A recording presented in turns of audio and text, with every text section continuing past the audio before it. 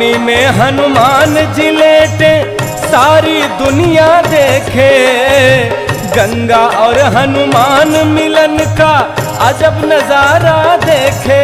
हो बजरंगी बजरंग बली स्नान करे गंगा मैया की गोदिया में। बजरंग बली स्नान करे गंगा मैया की गोदिया में।